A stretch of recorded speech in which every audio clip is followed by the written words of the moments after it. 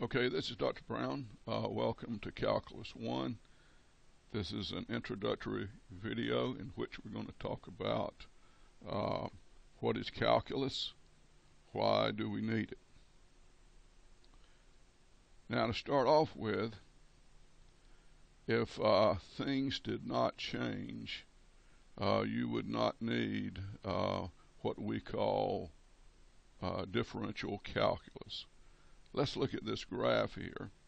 Suppose you were plotting the motion of an object, and we'll call its position. The position could be how many miles it is north of Swainsboro.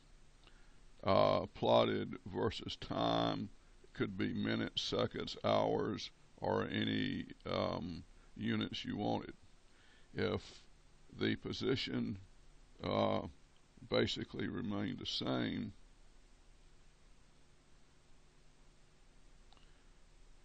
then it's a straight line that has a slope of 0.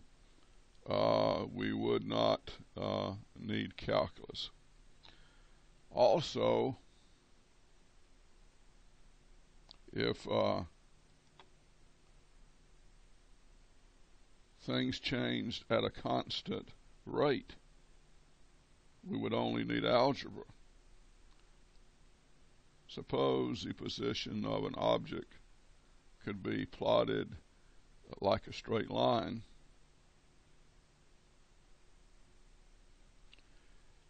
and we could write down that its position s of t was equal to some m times t plus b.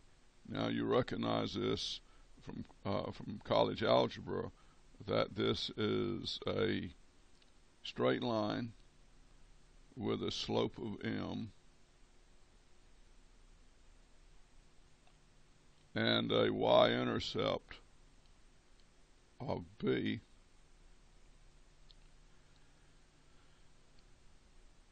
and you know that the m is equal to the rise over the run. And if you could do this, draw yourself a little triangle, and this amount is the rise and this amount is the run. The slope is equal to the rise over the run. So the slope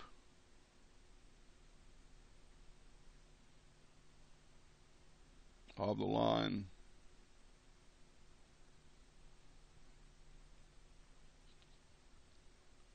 tells us the rate at which the line is rising.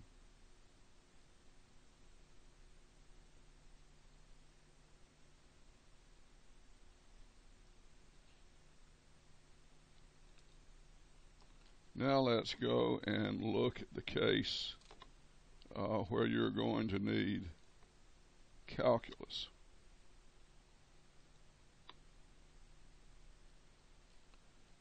Now I'm going to take a case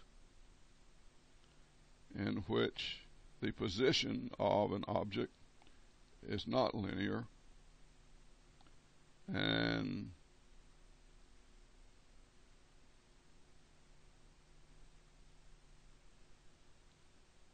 the position can be described by some s of t equal some function of t. And obviously this is not linear. It looks like it could be some kind of polynomial. And since we are not rising at a constant rate, we would have to look at various times like T1,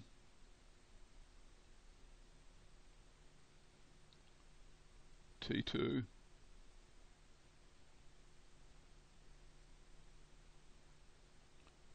T3. Let's just look at one more. In fact, let's look at two more. T3,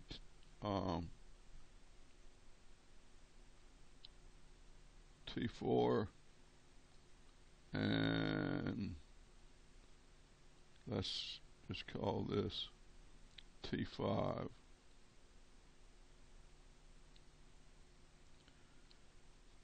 Now what we're going to do in calculus, and we'll describe this a lot more fully as we get more into the semester,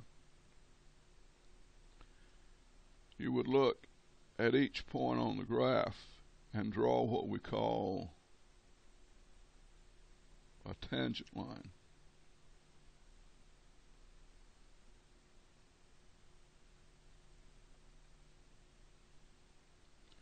And the tangent line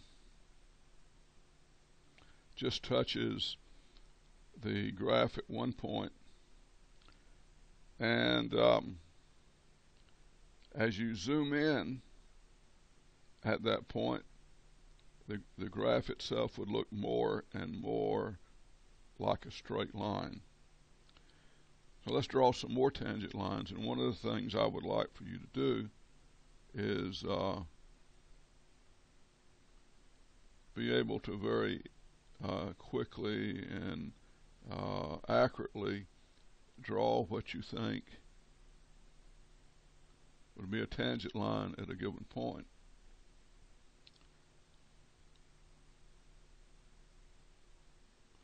Didn't draw that quite exactly right, but that'll suffice. Then the last one here is supposed to be touching at just one point. Now, one important thing you need to carry away with you: the slope of the tangent line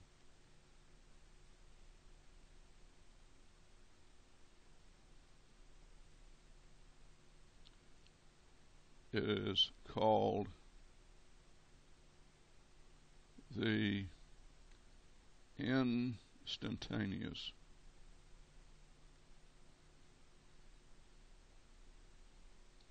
rate of change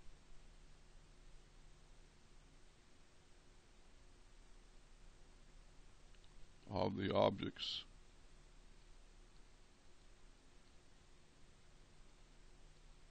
position.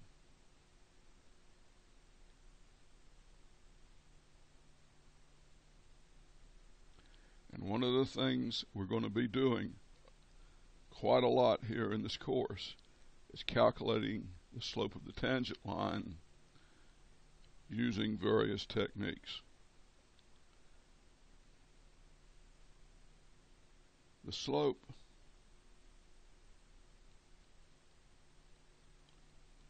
is called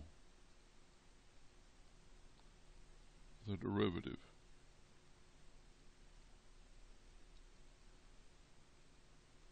And we're going to be hearing the word derivative quite a lot in this course.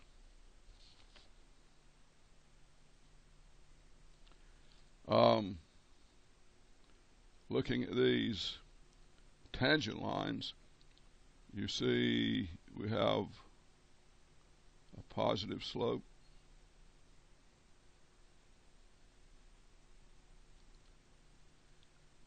here we have almost zero slope. In fact, you have an almost zero slope at this point and at this point. And if the slope is zero, that means at that particular time the object is not moving at all. Let's look at this point. I'm sure you can see that the slope is negative, and therefore the object is moving backwards. And then finally, at this last point, the slope is positive and it's moving forward again.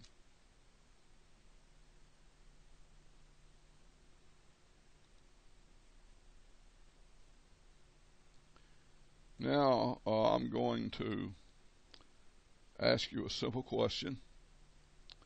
I'm going to draw a graph, and in fact this particular graph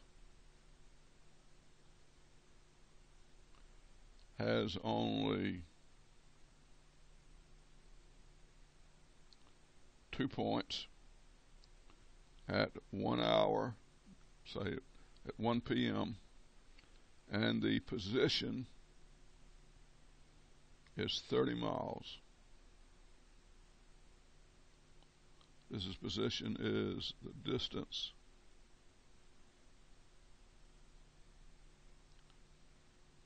from Swainsboro.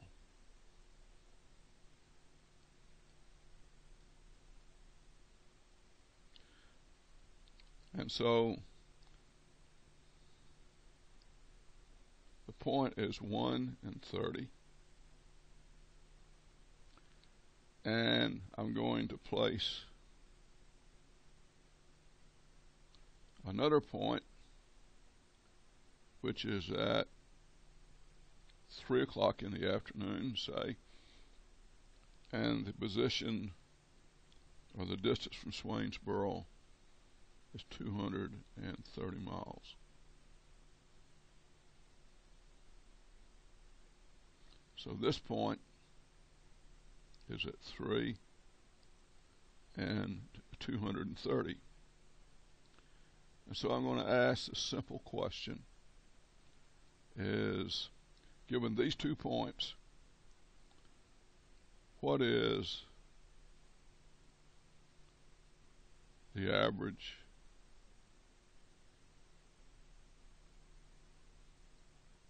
velocity? In other words, if you had made this trip, what would you say was your average speed or your average velocity?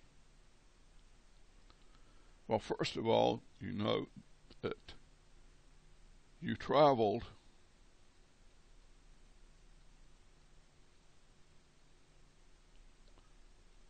(230 minus 30). In other words, you ended up 230 miles from Swainsboro, and you had started 30 miles from Swainsboro, so you traveled 200 miles. The time that you traveled was, by the way, we're going to call T2 is equal to 3 o'clock. So the time traveled is T2 minus T1 equal 3 minus 1 equal 2 hours. So your average rate of change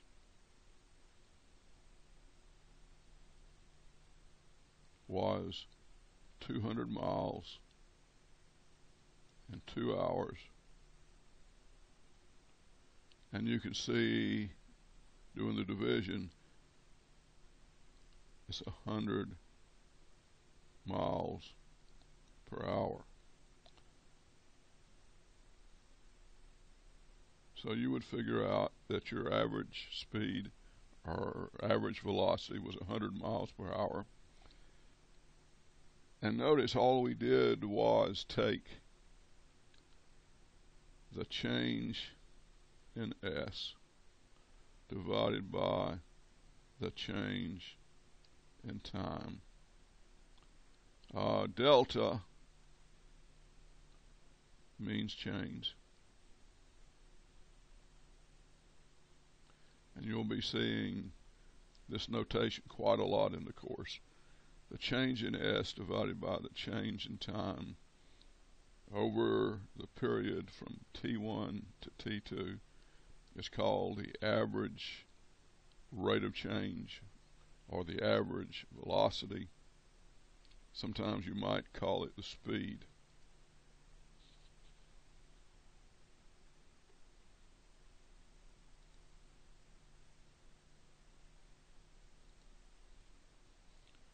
Now,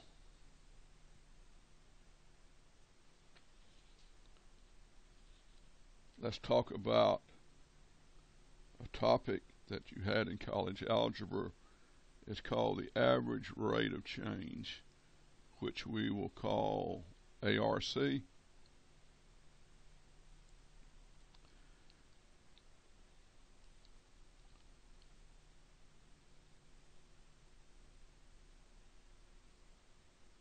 If you have a function y equal f of x as x goes from x1 to x2, then the average rate of change is equal to delta y, the change in y, divided by the change in x, is equal to f of x2 minus f of x1 divided by x2 minus x1. Now, the variable x could be anything. It could be t, and the function f could be anything. It could be s of t. Notice that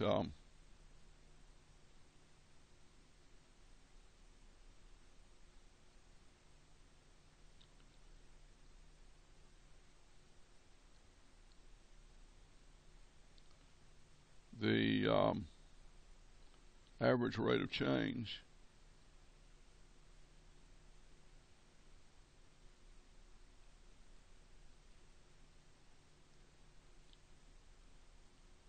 is equal to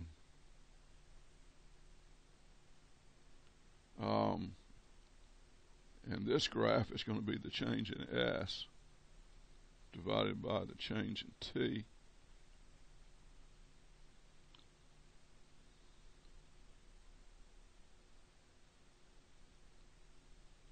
is equal to the slope of the line. This is a rise and this is a run.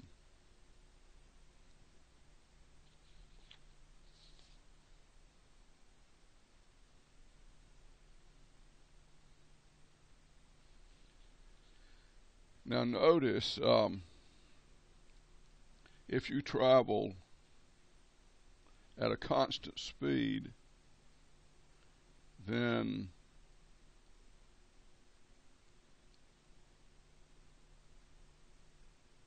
the position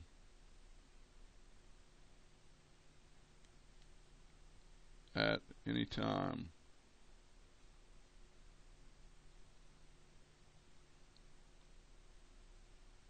is described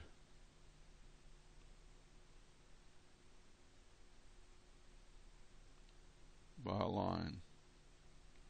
In fact, a straight line.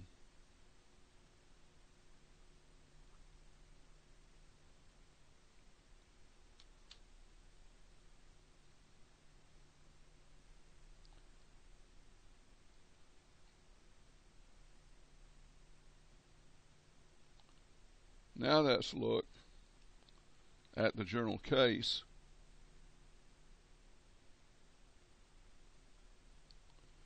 When suppose you were traveling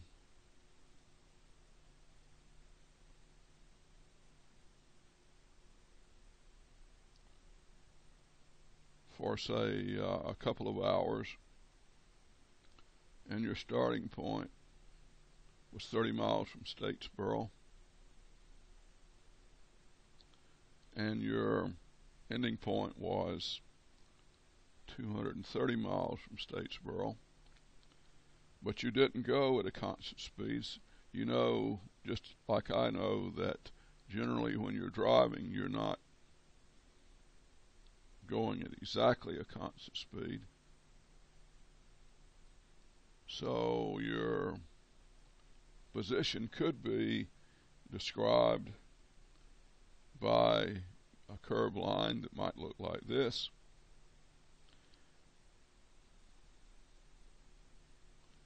And you might ask the question,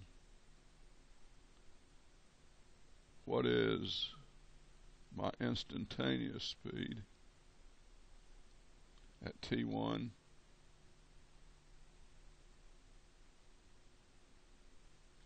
Say T2.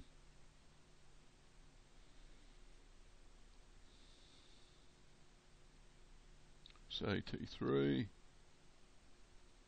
And then T4. And this is where we have to use calculus.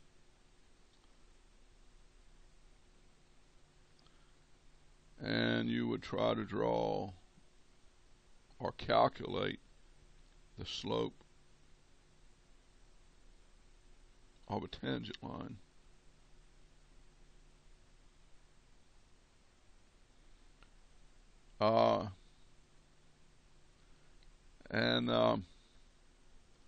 At T1, let's say the slope is more than 0, and we'll say it's fast. At T2, the slope obviously is more than 0, but it's slower. At T3, the slope obviously is negative, and you're going backwards.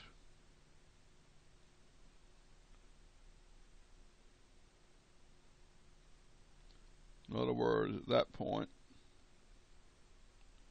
you're going backwards and headed back towards Swainsboro. Then finally at T4, the slope is more than 0, and it's still pretty fast.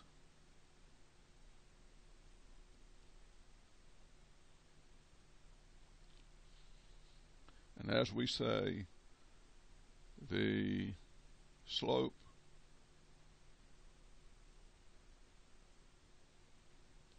is called the instantaneous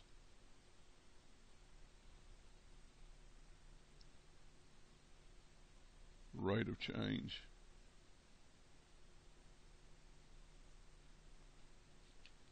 And we call it the derivative.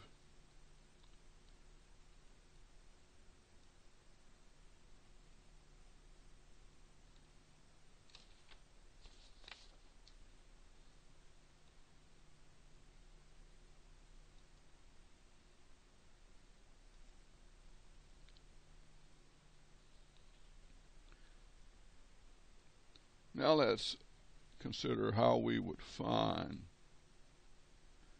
the instantaneous rate of change at a point on a curve.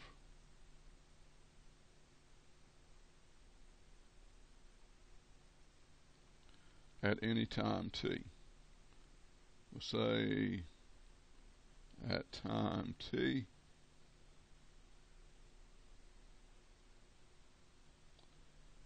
the position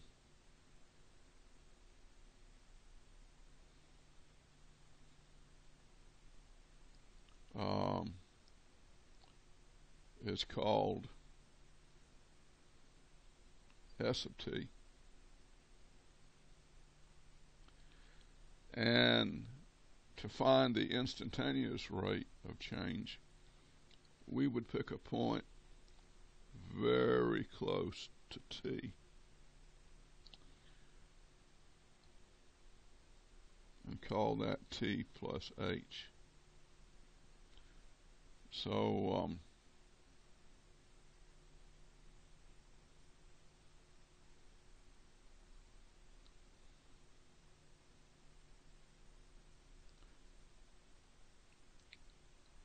so the height of the point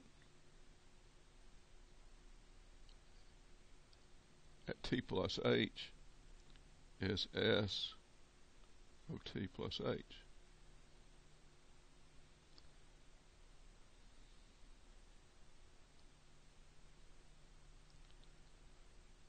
We then calculate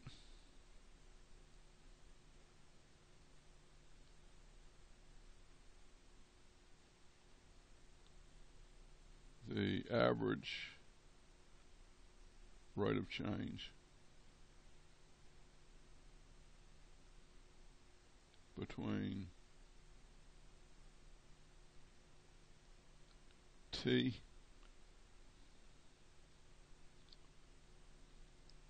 and t plus h. That would be s of t plus h is where you ended up, and you started out at s of t,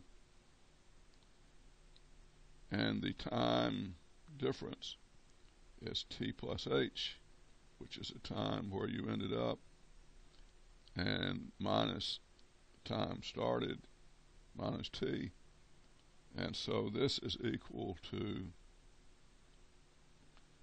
s of t plus h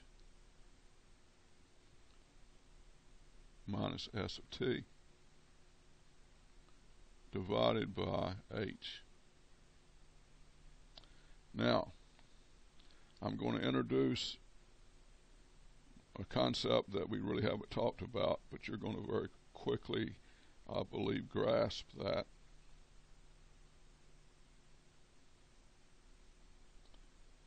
If we can calculate what I'm going to call a limit, the limit as h approaches 0 of s of t plus h minus s of t divided by h, we're going to call that s prime of t, and this is going to be called the slope of the tangent line.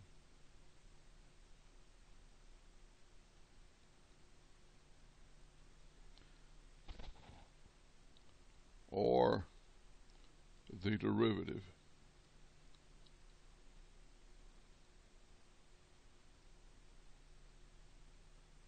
of s.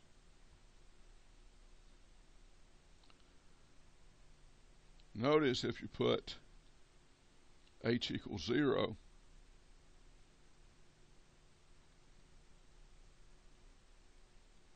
we get 0 over 0, which unless we can resolve what that is, we can't calculate the slope of the tangent line. But we're going to see that we can let h get very, very close to 0, and we say it's approaching 0. We can, in quite a lot of cases, if the function is well behaved, calculate that limit. And we're going to do that in just a second. And we're going to be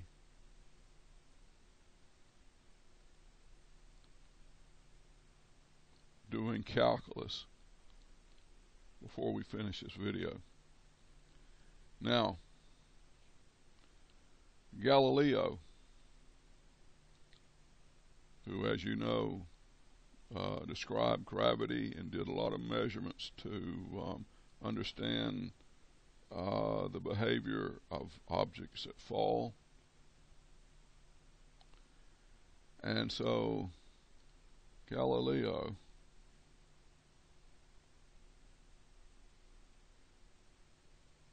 noted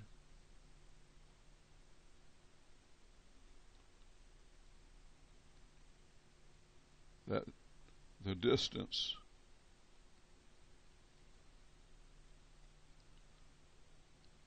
an object released at t equals 0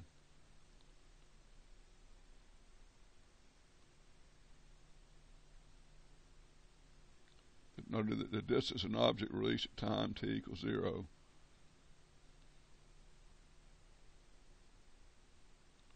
falls at time t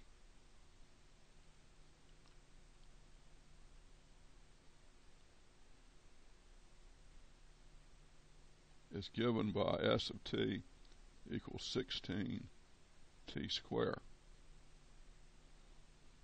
So we want to try to use this simple formula, which really gives us the distance an object falls on Earth with the gravitational constant experienced by an object on Earth. We can tell, if there is no air resistance, exactly how far it has fallen. So at t equals 0, obviously it's fallen 0 feet. By the way, s is in feet and t is in seconds. So at time t equals 0, it's fallen 0. At t equal 1, it's fallen 16 feet. At t equal 2, it's fallen 64 feet. And so forth and so on. And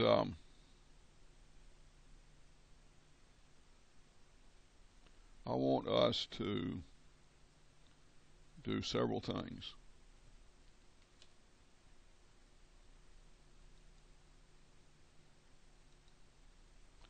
I want us first to calculate the average rate of change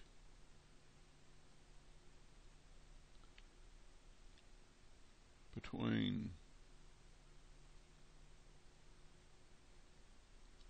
t equals 0 and t equal 2, t equal 1, and t equal 2. And then I want us to estimate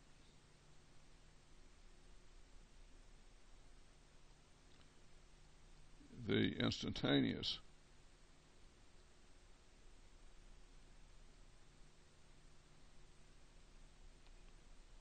velocity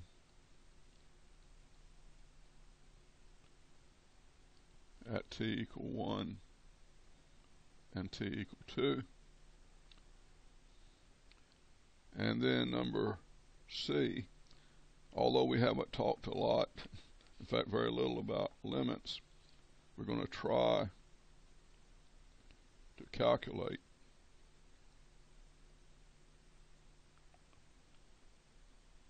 the instantaneous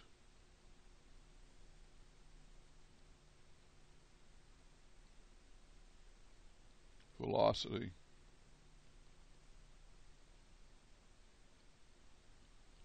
at these points.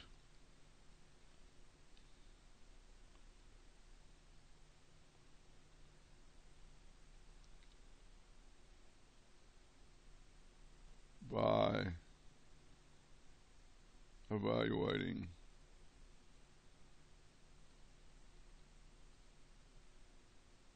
the limit. So let's try to do this.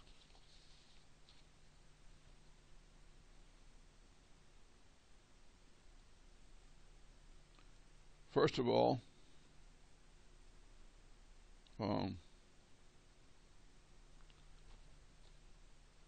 we're going to do the average rate of change. And let's do a table.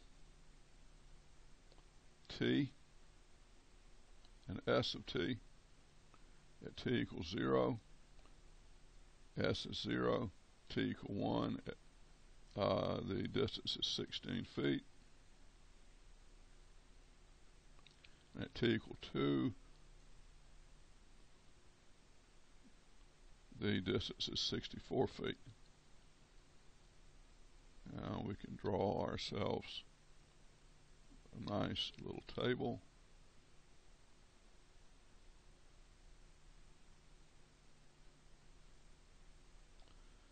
And S of t is equal to 16t squared. So between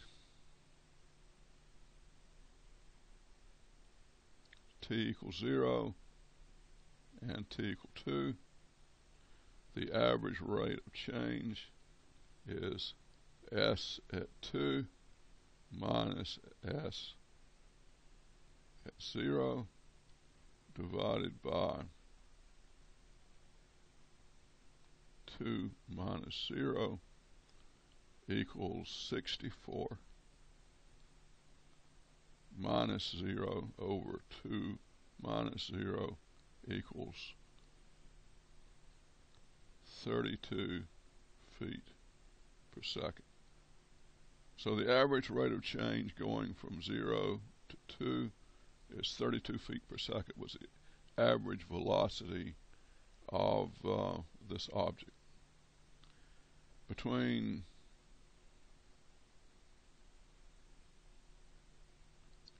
t equal 1 and t equal 2, the average rate of change is S of 2 minus S at 1.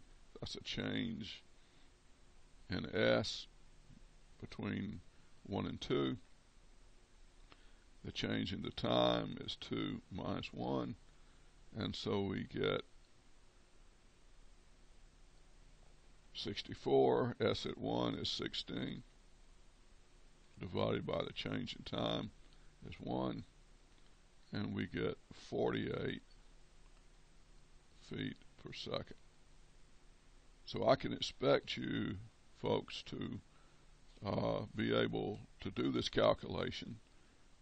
Given a function, you should be able to calculate the average rate of change. Now we're going to estimate the average rate of change. Notice this is an estimate. Here, and we want to do it at t equal 1 and t equal 2. So to do it first at t equal 1, we're going to let t1, the first point, be 1 second. And let's get very, very close to t1 and make it 1.01.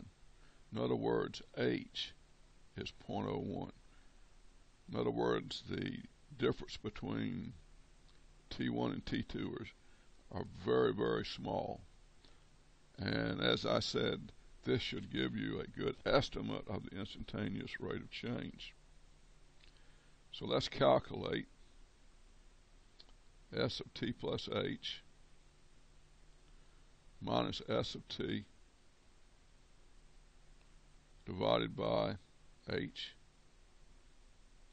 which would be S at 1.01 minus S at 1 divided by 0.01. That's the change in the time. Notice that S is equal to 16t squared. So S at 1.01 is going to be 16 times 1.01 quantity squared minus 16 times 1 squared divided by 0.01. And when you do this with your calculator, you get 32.16 feet per second. So we would estimate that the velocity of that object at t equal 1 second, after it's fallen 1 second, is 32 feet per second. Or 32.16 would be our estimate. Now, at t equal 2,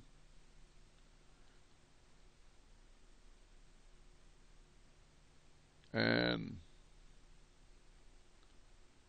t2 equal 2 plus h equal 2 plus 0.01 equals 2.01. We calculate S at t plus h minus S of t divided by h is S at 2.01 minus S at 2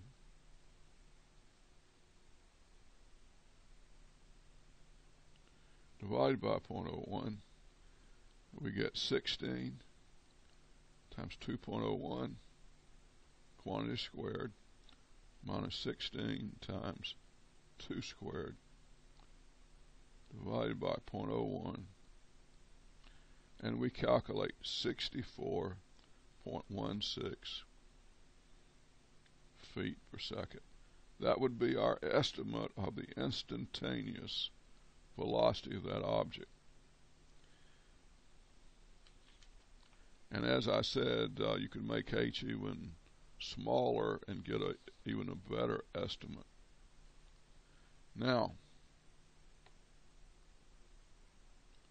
we're going to calculate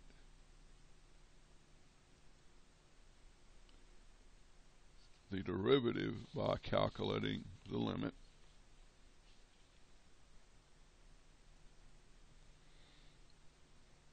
So watch this very closely. We want to calculate what we're calling the limit as h approaches 0 of S of t plus h minus S of t divided by h. Now if you put h equals 0 in there, you're dividing by 0, and you're dividing 0 into 0. But let's see what happens if S of t is equal to 16t squared. And let's calculate the derivative at t equal to 1.0. And let's use, go very close to t at t plus h. So t plus h is equal to 1 plus h. So the 2 points we're looking at are t equal 1 and t equal 1.1 plus h. So S of t plus h is therefore S at 1 plus h for t equal to 1, and we get 16 times 1 plus h quantity squared. And let's go ahead and FOIL out 1 plus h squared, and you can see that's 1 plus 2h plus h squared. And so now we want to calculate the limit as h approaches 0. We're really not sure what this is going to come out to, but let's watch if we plug in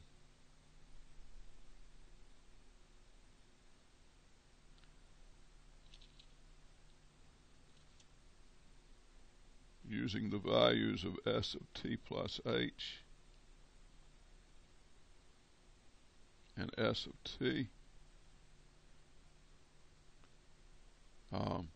S at 1, of course, is going to be 16. So s of t plus h is going to be 16 plus 32h plus 16h squared. And we're going to subtract off s of 1, which is going to be 16, and we're going to divide by h.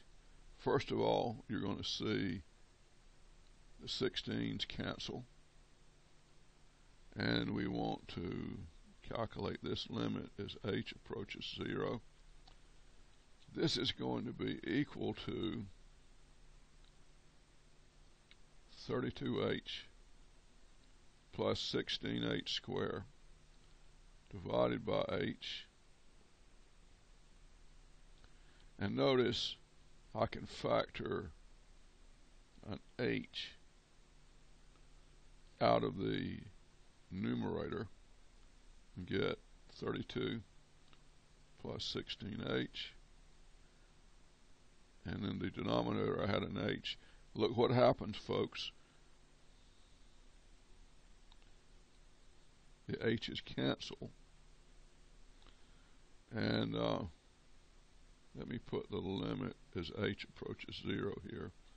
So we want to calculate the limit as h approaches 0 of 32 plus 16h.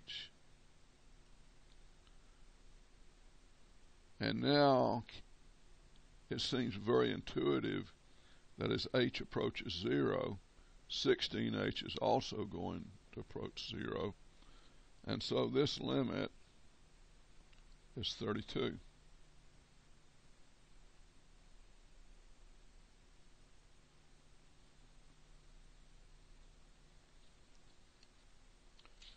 Now,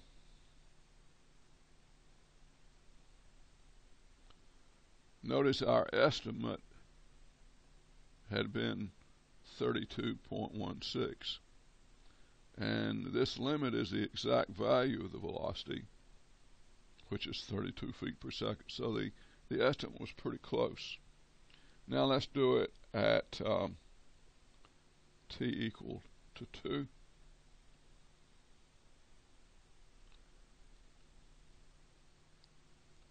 So t plus h is equal to 2 plus h. And calculating the limit as h approaches 0 of s at 2 plus h minus s at 2 divided by h. This is going to be 16 times 2 plus h quantity squared minus s at 2. Notice s at 2 is equal to 64.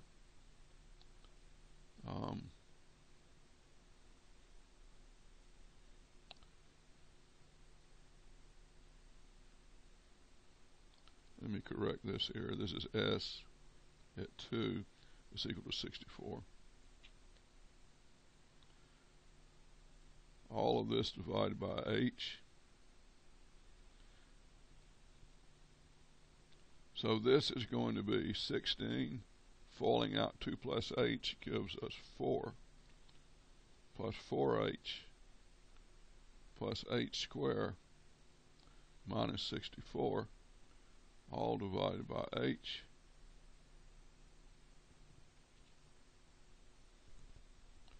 And notice we need to tack on the limit here. I'm not going to go back and erase all this.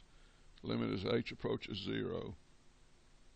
Multiplying all this out, we get 64 plus 64h plus 16h squared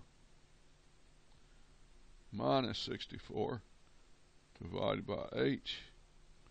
Notice the 64's cancel. We can factor out an h, and we get h times 64 plus 16h divided by h, and as h goes to 0, this goes to 64 feet per second. Remember, our estimate had been like 64.16. So as you can see, without formally getting into limits, we actually calculated the instantaneous rate of change for a falling object, and it turned out to be pretty simple. Now, we're going to calculate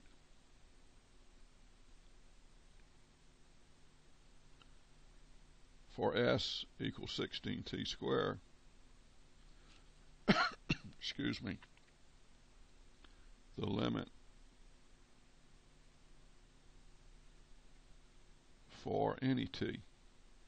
In other words, we'll just put s equal 16t squared as a function for the position of a falling object at any time. And we're going to try to calculate the limit as h approaches 0 of s of t plus h minus s of t divided by h, which will be 16 times t plus h squared minus 16t squared divided by h. Let me just put in the limit of h approaches 0, and this becomes 16 times t squared plus, falling out the t plus h, we get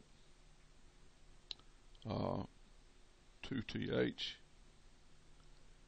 plus h squared minus 16t squared, all divided by h. And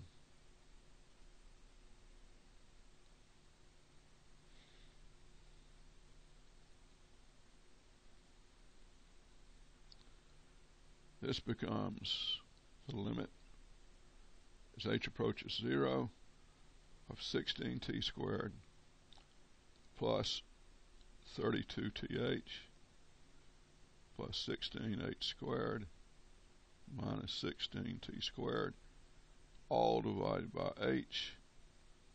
Notice we can cancel out 16t squared, and we get the limit as h approaches 0. This is going to be left. I'm going to factor an h out. We'll get 32t plus 16h divided by h. Notice again these h's cancel, and as h goes to 0, it's not going to give us a problem in the denominator, and we get the limit 32t plus 16h as h approaches 0. As h approaches 0, this goes to 0, and the answer is 32t. So this tells us that the derivative of the position, which we are now going to call the velocity of a falling object, if there is no air resistance, is given by the equation 32t, where t is in seconds. And notice s was 16t squared. S prime, the velocity, happens to be this 2 right here times the 16 times that 2 minus 1 equals 32t. And as we get more and more into calculus and learn more and more about limits, you will notice, might as well give you a preview. In fact, let's just repeat this. For s equals 16t squared, s prime equal the velocity is equal to 32t for an object on Earth. And to give you a preview of general functions, if a function of x equals x to the nth power, we're going to find out that the derivative of the function is going to be n times x to the n minus 1.